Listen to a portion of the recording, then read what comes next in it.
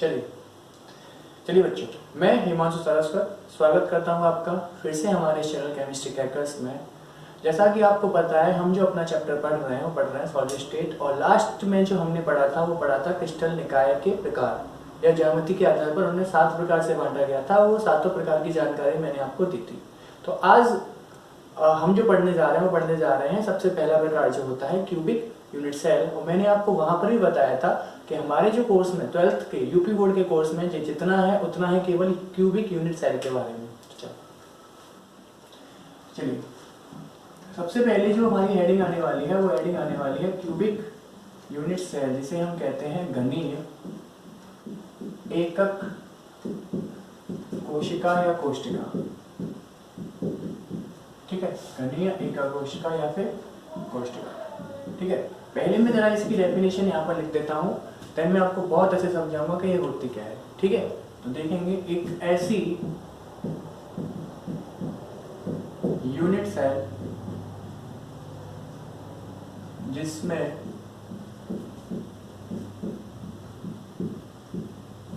शीर्षों का मतलब होता है कोनों पर परमाणु उपस्थित होते हैं। शीर्षों पर परमाणु उपस्थित होते हैं क्यूबिक यूनिट सेल कहलाती है। ठीक है, क्या कहलाती है? क्यूबिक यूनिट सेल कहलाती है। इसका फोटो बनाता हूं, देन मैं आपको बहुत अच्छे समझाने वाला हूं कि ये होती क्या है। ठीक है, एक स्क्वायर है, इस स्क्वायर के ऊपर हमने एक और स्क्वायर बना दिया। ठीक, अब इसके शीर्षों को आपस में मिलाया तो हमें क्या प्राप्त हुआ? एक घन प्राप्त हुआ। ठीक है, घन। और इस घन के कोनों पर क्या रखे हैं? परमाणु रखे हैं। ठीक है, क्या रखे हैं? परमाणु रखे हैं। अब ये आप थोड़ा समझने में दिक्कत होगी आपको, लेकिन मैं समझाने की कोशिश करता हूँ कि सबसे बढ़िया तरीका कि आपने क्या करना है, आपने 4 फुटबॉल लेनी है, उसे जमीन पर रखना है। ठीक है, उन चारों फुटबॉलों के केंद्रों को आपस में मिलाएंगे। सपोज दैट ये 4 फुटबॉल जो आपस में क्या कर रही हैं? स्पर्श कर रही हैं, इनके ये केंद्र हैं, इन कोनों केंद्रों को जब आप मिलाएंगे तो आपको एक स्क्वायर प्राप्त होगा। ठीक, स्क्वायर प्राप्त हो गया। इन चारों फुटबॉल के जस्ट ऊपर भी हमें 4 फुटबॉल रखनी है। इन चारों फुटबॉल के जस्ट ऊपर भी हमें क्या करना है? 4 फुटबॉल रखी हैं, और सेम उसके केंद्रों को भी क्या करना है? मिलाना है। तो मान लीजिए मैं यहीं पर बना देता हूं कि नीचे वाले के केंद्रों को मिलाकर के जो आकृति आई वही आई, ऊपर वाले के केंद्रों को मिलाकर के जो आकृति आई वही आई। ठीक है, अब मैंने क्या करना है, जैसे सपोज 4 बॉल नीचे रखी हैं, 4 बॉल ऊपर रखी हैं, तो कोई भी 2 बॉल लीजिए साइड की, उनके कॉर्नर को आपस में मिलाइए। तो जब आप उनके कॉर्नर को मिलाएंगे तो ऐसे करके तो मिलाने पड़ेंगे आपको। ठीक है, इनको मिलाओगे, इनको मिलाओगे, इनको मिलाओगे। ठीक, आपने समझ में? अच्छा, चलो एक और अच्छे तरीके से समझाता हूँ। जो आपका रूम होता है, कमरा, ठीक है, उस कमरे के 8 कोने होते हैं। हालांकि वो होता घनाभ के आकार का है, लेकिन आप ये मान लीजिए कि वो घन के आकार का है। तो उसके 8 कोने हैं, उन 8 कोनों पर परमाणु रखे हैं। ठीक है, परमाणु मतलब बड़ी बड़ी बॉल रखी हैं जो आपस में क्या कर रही हैं? एक दूसरे को स्पर्श कर रही हैं। जैसे मान लो ये एक आपका एक दीवार है, तो इस पर एक ऐसे परमाणु रखा है, एक ऐसे और एक ऐसे रखा है। ठीक है, और वो जो कोना है, वो कोना क्या है? उन बॉलों का केंद्र है। ठीक, तो इस प्रकार से 8 हमारे 1 2 3 4 5 6 7 8 8 कोनों पर हमारे क्या रखे हैं? बड़ी बड़ी बॉल्स रखी हैं जो एक दूसरे को स्पर्श कर रही हैं। ठीक है, लेकिन जब उनके केंद्रों को मिलाकर के जो मेरी आकृति मिलेगी वो कैसी आकृति होगी? वो घन की आकृति होगी। क्या होगी? घन की आकृति होगी। तो इसीलिए ऐसी यूनिट सेल को हम क्या कहते हैं? घनीय या क्यूबिक यूनिट सेल कहते हैं। ऐसी आकृति एक्चुअल में जो परमाणु इकट्ठे रहते हैं या रखे रहते हैं, जो संरचनाएं होती हैं क्रिस्टल की, उनमें ऐसी आकृति वास्तविकता में नहीं होती है, परंतु हमने अपनी समझ बनाने के लिए वैज्ञानिकों ने क्या किया है? ये इन्हें इस प्रकार से डिवाइड किया है। ठीक है, तो मेन बात थी कि क्यूबिक यूनिट सेल क्या होती है। आई होप आपको समझ आ गई होगी, नहीं आई तो वीडियो को रिवर्स करके आप देख सकते हैं। तो चलिए, अब बात यह है कि ये भी कितने प्रकार की होती है। तो यह मुख्यतः तीन प्रकार की होती है। ठीक है, यह मुख्यतः तीन प्रकार की होती है। पहला सरल घनीय एकक कोशिका, मैं यहाँ पर कोशिका लिखूंगा, इसे कोशिका तो बोल देता हूं मैं। दूसरा फलक केंद्रित एकक कोशिका, और तीसरी जो होती है वो होती है आपकी काय केंद्रित एकक कोशिका या कोशिका। ये होती है हमारी तीनों प्रकार की unit cell, cubic unit cell. ठीक है, अब यहाँ पर कुछ नोट लिखने जा रहा हूँ मैं, बहुत ही ज्यादा इंपॉर्टेंट। अब देखो, मैंने आपको जैसे समझाया है कि आपके जो कमरा है उस कमरे के कॉर्नर को केंद्र मानो, उस पर एक फुटबॉल रख दो, बड़ी फुटबॉल। तो आपके कमरे के अंदर उस बड़ी फुटबॉल का कितना भाग आएगा? ठीक है, पूरा तो फुटबॉल आएगी नहीं कमरे के अंदर, थोड़ा सा भाग आएगा। आई थिंक यदि आप समझ पा रहे होंगे तो कुछ इतना पार्ट आएगा कमरे में, आएगा नहीं आएगा? तो वो पार्ट कितना होता है वो मैं यहाँ पर लिख रहा हूँ। ठीक है, जब परमाणु में यहाँ पर लिखता हूँ सीधे सीधे, परमाणु कोने पर हो तब उसका भाग कितना आएगा? टोटल परमाणु का 1/8 पार्ट आता है। ठीक है, कितना आता है? 1/8 पार्ट। परमाणु फलक पर हो, फलक का मतलब होता है दीवार जो होती है, फेस जो होता है। ठीक है, तो फलक की केंद्र पर हो, फलक केंद्र पर हो तो उसका जो भाग आता है वो आता है 1/2। आप ऐसे समझ सकते हैं इसे, कोई दीवार है, उस जो दीवार है वो किसी बड़े फुटबॉल के केंद्र से होकर के जा रही है। ठीक है, दीवार जो है वो किसी बड़े फुटबॉल के केंद्र से होकर के जा रही है, मतलब उसे डिवाइड कर सकते हैं आप। संतरा लीजिए, उसे चाकू से काटिए, बीच में एक कोई प्लेट लगा दीजिए, तो आप समझ सकते हैं कि उसके अंदर, दीवार के अंदर के कितना पार्ट आएगा? उसका आधा पार्ट आएगा। तो मैंने इसलिए यहाँ पर कितना लिखा है? 1/2। ठीक है, अगला क्या होता है कि केंद्र पर हो। ठीक है, केंद्र में हो, केंद्र में काय की? यूनिट सेल के। ठीक है, यूनिट सेल के केंद्र में हो तो उसका पूरा भाग आएगा। भाई, अब आपके कमरे के अंदर एक सेंटर होगा बीच में, उस सेंटर बिल्कुल एक परमाणु रखा है जो 6 के 6 फलक को क्या करेगा? स्पर्श करेगा, तो एक बड़ी बॉल आ सकती है पूरे केंद्र में, तो उसका कितना भाग आएगा? टोटल पूरा भाग आएगा। और लास्ट जो आपका होता है वो होता है कोरों के किनारों पर, कोरों के किनारों पर।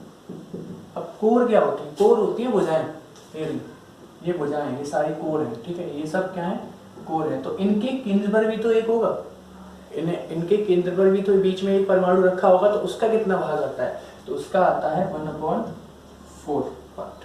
ठीक है, ये बहुत ही ज्यादा इंपॉर्टेंट चीज थी आपका नोट करने वाली, जिसका यूज होता है आगे न्यूमेरिकल करने के लिए। ठीक है, तो चलिए आप इसे कॉपी कीजिए, फिर हम इनके क्यूबिक यूनिट सेल के तीनों टाइप्स को बहुत अच्छे से डिफाइन करते हैं। चलिए बच्चों, तो अपना हम जो अगला जो टाइप देखने वाले हैं वो देखने वाले हैं क्यूबिक यूनिट सेल के प्रकार का। सबसे पहला जो होता है वो होता है सरल घनीय एकक कोशिका। ठीक है, जिसे हम इंग्लिश में कहते हैं सिंपल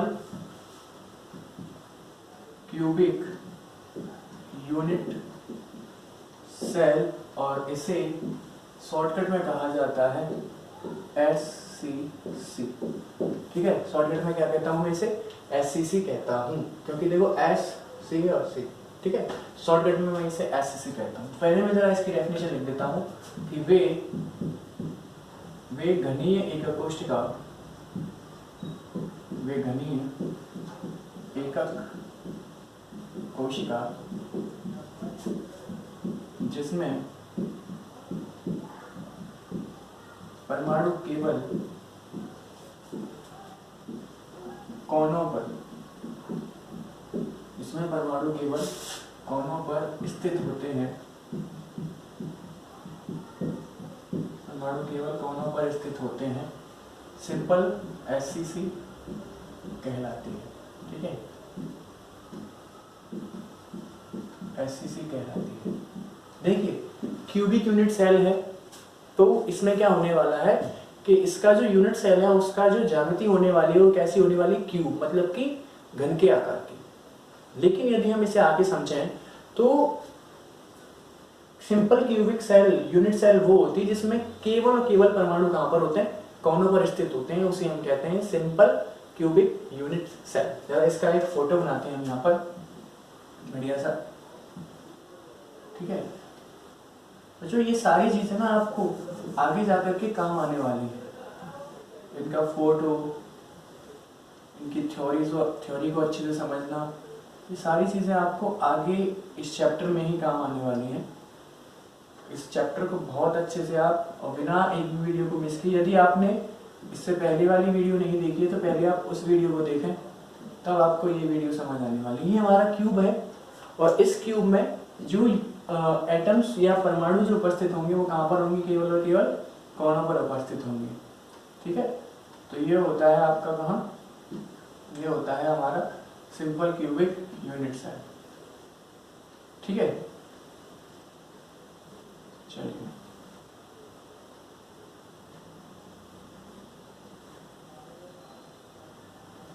इस प्रकार से हो गया। तो देखिए जरा इसमें हम तो परमाणु 1 2 3 4, अच्छा एक यहाँ पे भी रह गया इधर। ठीक है, 1 2 3 4 5 6 7 8 ऐसे करके हमारे 8 परमाणु हो गए। तो यदि हम देखो इस सब सिंपल हम रूम ही मान लेते हैं अपना, रूम के कोनों पर परमाणु रखे हैं तो क्या परमाणु का पूरा भाग आ रहा नहीं ना, कुछ कुछ पार्ट, थोड़े थोड़े पार्ट हर एक परमाणु का कमरे के अंदर आ रहा है। तो उन सबको मिला करके टोटल कितने परमाणु बनते हैं वो हम देखते हैं। यहाँ पर एक और चीज बता दूं कि इन सभी परमाणुओं का जो आकार होगा, साइज जो होगा वो क्या होता है, बराबर होता है। ठीक है, तो मैं यहाँ पर लिख रहा हूं परमाणु भाग या योगदान। ठीक है, चलो देखते हैं परमाणु योगदान कितना आएगा। 8 परमाणु कोने पर है, कहां पर है, 8 परमाणु कोने पर स्थित हैं हमारे 8 परमाणु। तो देखते हैं 8 परमाणु कहां पर है, हमारे कोने पर हैं। अब 8 परमाणु कोने पर होते हैं तो कितना भाग आता है, जस्ट अभी मैंने जस्ट पिछले 2 मिनट पहले बताया है 1/8 पार्ट। तो यदि हम 8 से 8 कैंसिल हो गया, मतलब कि यह यदि इसके इन सब छोटे छोटे पार्ट्सों को, सभी परमाणु के छोटे छोटे पार्ट्सों को मिला दूं तो वह सारे छोटे छोटे पार्ट्स मिलकर के कितने एटम बनाएंगे, केवल एक परमाणु बनाएंगे। ठीक है, दूसरा यहाँ पर ये नोट करने वाली बातें हैं कुछ, इन्हें आप नोट कीजिएगा। समन्वय संख्या, ठीक है, समन्वय संख्या इसकी जो होती है वो होती है कितनी, 6 है ना, जिसे हम बोलते हैं कोऑर्डिनेशन नंबर कितनी होती है, 6 होती है। दूसरा इसकी जो संकुलन क्षमता होती है, संकुलन क्षमता, ठीक है, संकुलन क्षमता वो होती है कितनी, 52%, जिसे हम बोलते हैं पैकिंग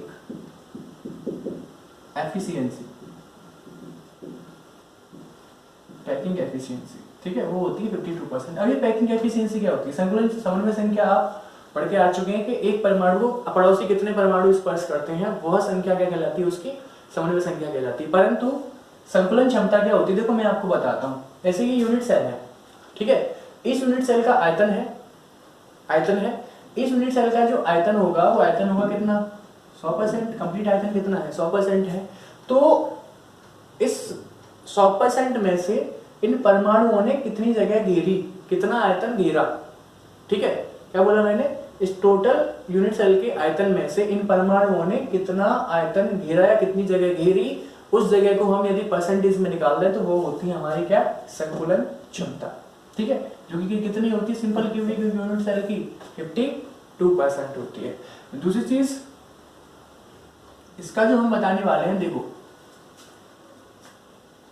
अब मैं जरा आपको इसको समझा रहा हूं। ठीक है, ये जो ऊपर वाला, ये जो फलक है, मैं इसको ले रहा हूँ। सपोज दैट ये जो फलक है वो ये रहा वो फलक। इसमें परमाणु कुछ इस प्रकार से स्थित होंगे जो आपस में स्पर्श भी कर रहे होंगे।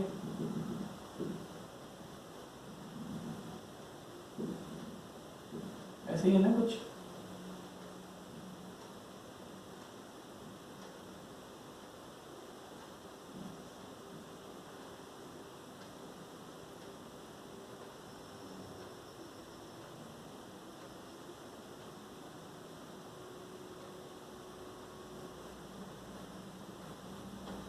चलिए देखो, ये जो मैंने बनाया है ये ऊपर वाला फलक बनाया है, ये वाला ठीक है, ये वाला फलक मैंने बनाया है।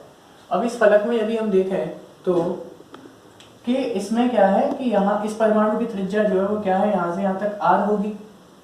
ठीक है, इस परमाणु की जो त्रिज्या है वो क्या होने वाली है, r होने वाली है। इसकी त्रिज्या भी क्या होने वाली है, r होने वाली है। यदि हम इस पूरी लेंथ को देखें तो ये क्या है, हम इसे a मान सकते हैं क्योंकि ये इस यूनिट सेल की क्या है, एक कोर है, एक भुजा है। तो ये पूरी क्या मान ली हमने a, और a क्या आ रही है r प्लस r के बराबर 2r क्या होता है d। ठीक, परमाणु का व्यास हो गया। तो हमारी जो a है, a काय के बराबर आ रही है d की, या हम कह सकते हैं a बराबर 2r या r बराबर a/2। ये संबंध होता है आपका कोर की लंबाई तथा परमाणु की त्रिज्या के बीच में। ठीक है, तो चलिए आप इसे जल्दी से नोट कीजिए, फिर हम अगला पार्ट पढ़ने वाले हैं। चलिए तो अब हम देखने जा रहे हैं अपना सेकंड जो होती है हमारी, वो क्या होती है, फलक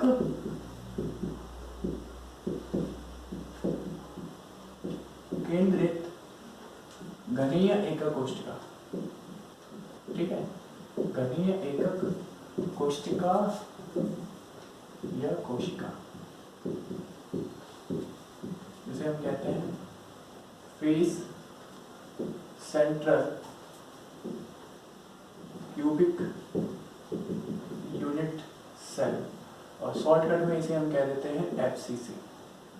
ठीक, ये होता है हमारा सेकंड टाइप। चलिए तो अब इसे हम समझते हैं कि होता क्या है। सबसे पहले मैं इसकी डेफिनेशन लिख रहा हूँ, वे घनीय एकक कोशिका या यूनिट सेल, वे घनीय यूनिट सेल जिसमें परमाणु कोनों के अलावा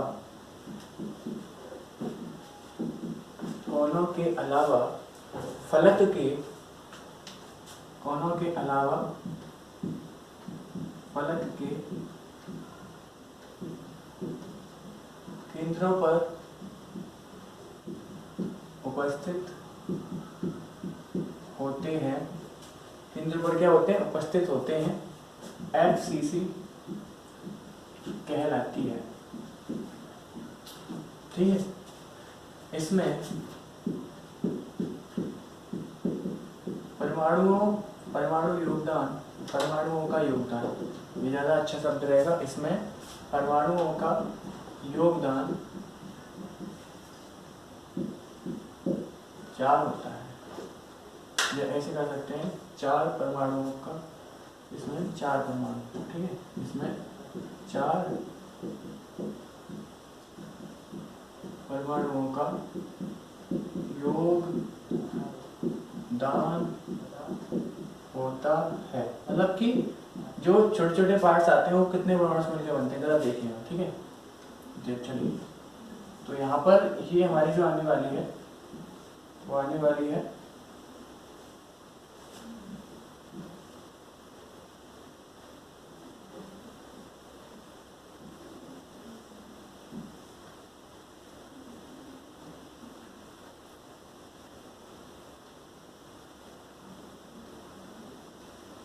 ठीक है, ये हमारी क्यूबिक यूनिट सेल है, तो इसलिए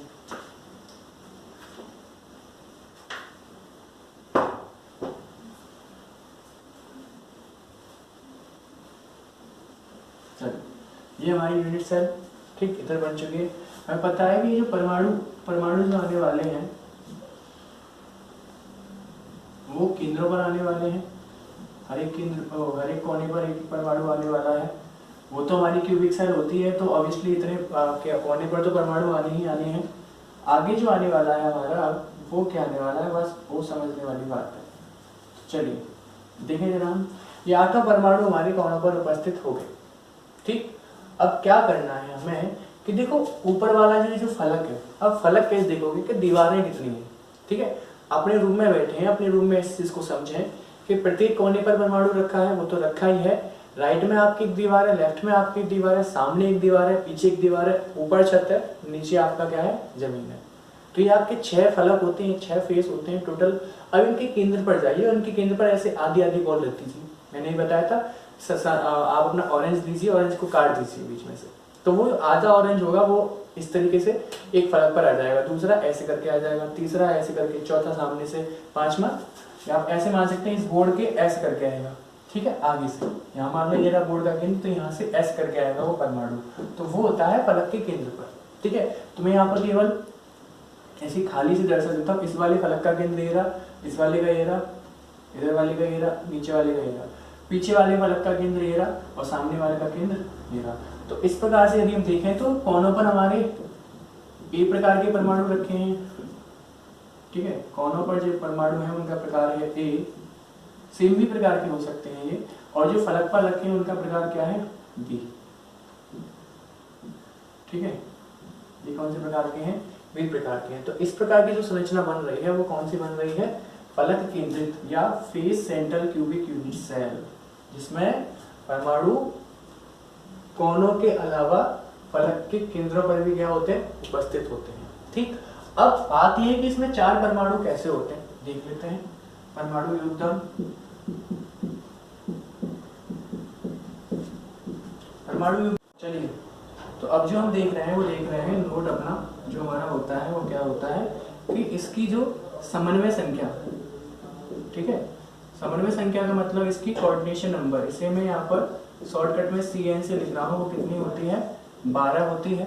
दूसरा इसकी जो संकुलन क्षमता होती है, ठीक है, संकुलन क्षमता, संकुलन क्षमता का मतलब है पैकिंग एफिशिएंसी, जो वो होती है 74%। और लास्ट इसका इस परमाणु के व्यास तथा घन की जो कोर की लंबाई होती है उसके बीच में संबंध क्या होता है, वो होता है D=A/√2, या मैं लिख सकता हूँ A = D√2।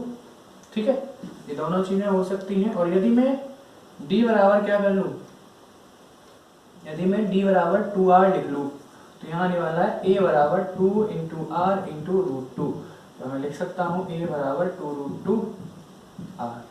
ये होता है हमारा क्या, A और D के बीच में संबंध या A और R के बीच में संबंध। तो ये थी हमारी सेकंड फलक केंद्रित घनीय एकक कोशिका। तो जल्दी से आप इसका स्क्रीनशॉट लीजिए, आप कॉपी कीजिए। अब हम पढ़ते हैं अपनी लास्ट।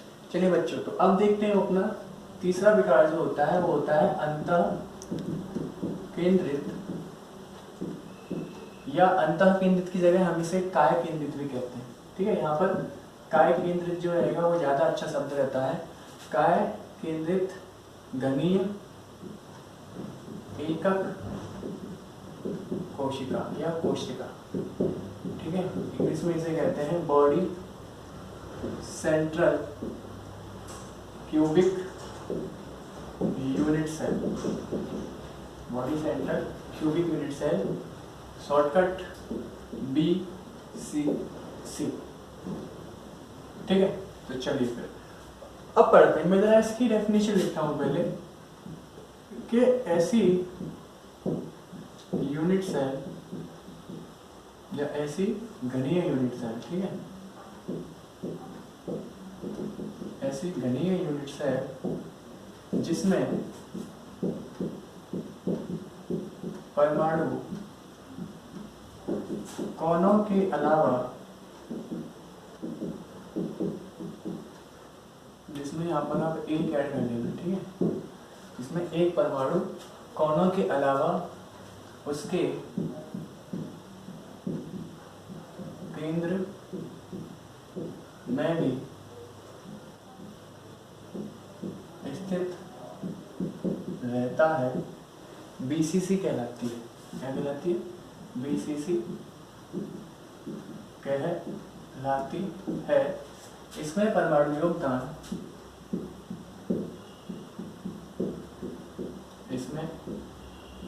परमाणु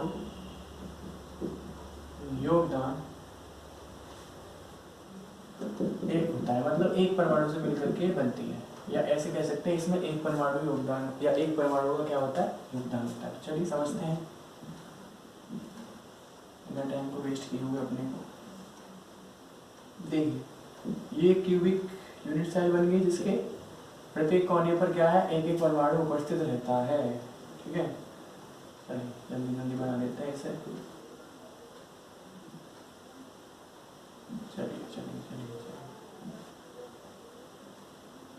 ठीक है, ये 8 तो कोने पर हो गए। आप ऐसे समझ सकते हैं आपके कमरे में 8 परमाणु कोनों पर उपस्थित है, एक परमाणु केंद्र में है। ठीक है, एक परमाणु कहाँ पर है, एक बॉल ली मैंने और बिल्कुल कमरे के सेंटर में जाकर के लगा दी, तो वो जो ऐसी जो स्ट्रक्चर बनेगी वो क्या होगी, यहाँ पर आएगी ना, वो कोई बॉल में उसे डॉट डॉट करके दर्शा रहा हूँ, इधर आने वाली है वो एक बॉल। ठीक है, तो ये एक बॉल इधर आ गई, ये होती है केंद्र में आने वाली बॉल। ठीक है, तो ये होती है आपकी स्ट्रक्चर कौन सी, बीसीसी। अब समझते हैं कि इसमें जो परमाणु योगदान होता है वो एक कैसे होता है। ठीक है, तो सबसे पहले परमाणु योगदान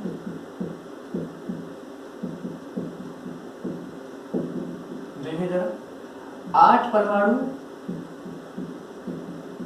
कोनों पर प्लस एक परमाणु कहाँ है, केंद्र पर, या केंद्र में एक परमाणु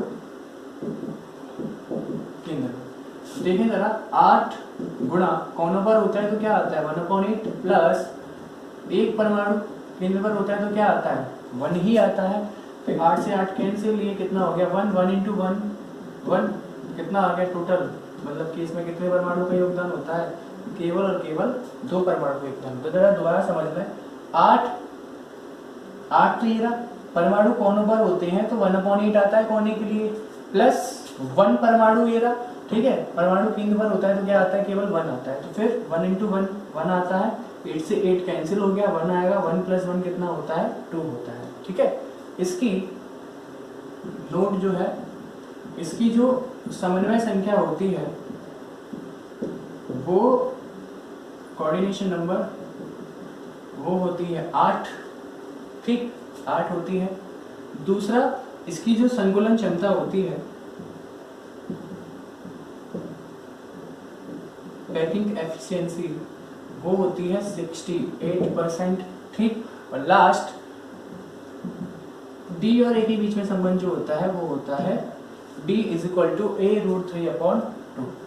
ठीक है, D बराबर क्या होता है A√3/2, या हम इसे कह सकते हैं D की जगह यदि मैं 2R लिख लूँ, 2R बराबर A√3/2, तो 2 का मल्टीप्लाई इधर हो जाएगा तो R कितना हो जाएगा, R बराबर हो जाएगा 2 × 2 कितने हो गए 4। ये क्वेश्चन 2019 यूपी बोर्ड में ऑब्जेक्टिव टाइप में पूछा गया था। ठीक है, तो आप इसे जरा अच्छे से ध्यान से समझ सकते हैं। चलिए, अब बात यह है कि सर ये समन्वय संख्या तो चलो हमें समझ में आ जाएगी कि किस प्रकार से परमाणु टच करते हैं आपस में, लेकिन ये संकुलन क्षमता और डी के बीच में संबंध कैसे आता है, तो आप इस चीज के लिए निश्चिंत रहिए। जिस दिन चैप्टर का एंड होगा मैं ये सारी चीजें तीनों आपको निकाल के दिखाऊंगा कि 68% कैसे आती है, आर की और ए के बीच में ये संबंध कैसे आता है, या ए और डी के बीच में ये संबंध कैसे आता है, मैं ये निकाल के दिखाता हूँ। तो ये थे आपके क्या क्यूबिक यूनिट सेल के तीनों प्रकार। अब छोटे से कुछ न्यूमेरिकल्स होते हैं जो इनके ऊपर पूछे जाते हैं, तो चलिए अब हम उन्हें पढ़ते हैं। ठीक है, चलो कॉपी कीजिए आप इसे। चलो देखते हैं बच्चों, ये मैंने क्वेश्चन यहाँ पर लिखा है जो आप अभी समझें और पढ़ें। पहले से पढ़ते हैं। चलिए क्या बोला है इसमें, ए और बी परमाणुओं की फलक केंद्रित व्यवस्था। ए और बी परमाणु की कैसी व्यवस्था है, फलक केंद्रित। फलक केंद्रित का मतलब है वो कैसे उपस्थित है, एफसीसी में। और एफसीसी का आपको पता है क्या होता है, देखो चलिए पहले एफसीसी बना लेते हैं जरा। ये क्यूब हो गया हमारा। ठीक है, मान लेते हैं कि ए परमाणु, चलिए पढ़ते हैं फिर से। एक क्यूब यूनिट सेल हमने बना दी। ए और बी परमाणुओं की फलक केंद्रित व्यवस्था में ए परमाणु यूनिट सेल के, ए परमाणु कहाँ है, यूनिट सेल के कोनों पर। तो ए परमाणु कहाँ आने वाले हैं, हमारे कोनों पर। चलिए जब आगे सारे कोनों पर,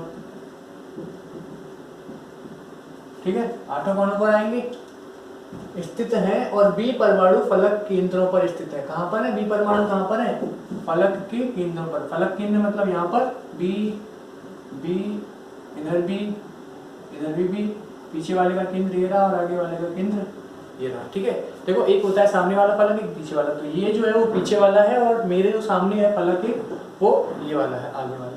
तो इस प्रकार से परमाणु उपस्थित हैं, 8 परमाणु। अब उसने बोला है कि यदि एक परमाणु कोने पर इसकी स्थिति से क्या हो जाता है, हट जाता है, मतलब ए का एक परमाणु यहाँ से कहीं पर हट गया और कहीं चला गया, निकल गया। ठीक है, मतलब पिस्टन में क्या आ गया, दोष आ गया, या आगे बढ़ेंगे हम दोष क्या होते हैं। ठीक है, एक परमाणु हट गया तो यौगिक का सूत्र बताइए। सिंपल सी बात है, ए परमाणु कोनों पर है, लेकिन कितने कोनों पर, 7 कोनों पर। 7 कोनों पर, तो देखो मैंने आपसे बोला मेथिन का फॉर्मूला बताओ। ठीक है, मैंने आपसे बोला मेथिन का फॉर्मूला बताओ, तो आपको पता है सर मेथिन की फॉर्मूले में कार्बन एटम्स की नंबर कितनी होती है 1 और हाइड्रोजन एटम्स की नंबर कितनी होती है 4। तभी तो दोनों को मिलकर के इस कंपाउंड का क्या बनता है, फॉर्मूला बन के तैयार होता है इस कंपाउंड का। तो आपने क्या किया, सबसे पहले देखा कार्बन के परमाणुओं की संख्या कितनी है, उसके बाद देखा हाइड्रोजन के परमाणुओं की संख्या कितनी है, देन आपने दोनों को मिलाकर के इस यौगिक या इस मेथिन गैस का फॉर्मूला आपने बता दिया। सेम ऐसे ही यदि हम देखें तो देखो हमें इस यूनिट सेल के यौगिक का सूत्र बताने के लिए भी क्या पता होना चाहिए कि ए परमाणु कितने हैं और बी परमाणु कितने हैं। तो नंबर ऑफ ए एटम और नंबर ऑफ बी एटम निकाल सकते हैं। ठीक है, तो ए परमाणु कोनों पर 7 कोनों पर, 7 कोनों पर मतलब 7 गुणा कोनों पर के लिए क्या आएगा 1/8, मतलब कि ए के नंबर कितने आ गए 7/8। ठीक है, बी परमाणु कहाँ है हमारे, समझ लेना अच्छे से। ठीक है, बी परमाणु कहाँ है, फलक के केंद्रों पर है। कहाँ पर है, फलक के केंद्रों पर। कितने हैं, कितने परमाणु, 6 फलक होते हैं, 6 ही परमाणु होंगे, 6 फलक पर। ठीक है, फलक पर लिख दिया मैंने ऐसे करके। तो क्या आने वाला है 6 इंटू फलक पर आता है तो कितना आता है 1/2, 2 से इसे काटा तो कितना आ गया ये 3 है ना। यदि हम ए तथा बी परमाणु का अनुपात, या मैं अनुपात लिख रहा, मैं ए रेशियो भी निकालूं, कितना आने वाला है, वो आने वाला है 7/8 रेशियो 3, या हम कह सकते हैं A/B करूं। वैल्यूज निकालनी है मेरे को, तो क्या करना पड़ेगा, ए के परमाणु कितने हैं 7/8 बी की कितने हैं 3, इसका मल्टीप्लाई कहाँ हो जाएगा नीचे। तो ये जो आने वाला है वो आने वाला है 7/8 3 से 24, मतलब ए के परमाणु है 7 और बी के परमाणु कितने हैं 24। अब चूंकि यौगिक दोनों से मिलकर के बनता है, दोनों परमाणु से मिलकर के बनता है, तो इसलिए यौगिक का सूत्र क्या होने वाला है, यौगिक का सूत्र होने वाला है ए के 7 परमाणु और बी के कितने 24। ये होगा हमारा यौगिक का सूत्र। ठीक है, तो इस प्रकार से हम इन क्वेश्चनों को करते हैं सॉल्व। यदि आपको हमारी जितना भी मैंने आज तुम्हें पढ़ाया है वो क्या पढ़ाया है, unit cell, cubic unit cell, उसके प्रकार और जैसे समझाया है, उनकी कोऑर्डिनेशन नंबर्स क्या होती हैं, उनकी पैकिंग एफिशिएंसी क्या होती है, उसके ऊपर मैंने आपको एक न्यूमेरिकल भी करा दिया है। तो यदि आपको हमारी ये वीडियो अच्छी लगी है तो प्लीज़ इसे अपने दोस्तों के साथ ज़्यादा से ज़्यादा शेयर करें, लाइक करें, और यदि आप हमारे चैनल पर नए हैं तो प्लीज़ इसे सब्सक्राइब करें। और आपको इससे पुरानी वाली वीडियोस हमारे चैनल पर नहीं मिल रही हैं तो प्लीज़ प्लेलिस्ट में जाइए, वहाँ पर मैंने पर्टिकुलरली 10th और 12th दोनों के लिए अलग अलग चैनल प्लेलिस्ट बना रखी है, वहाँ पर जाकर के उन वीडियो को अच्छे से देख सकते हैं। तो चलिए फिर आज आप इतना पढ़िएगा, इसे कॉपी कर लीजिएगा, फिर मिलते हैं अपनी नेक्स्ट वीडियो में, तब तक के लिए धन्यवाद।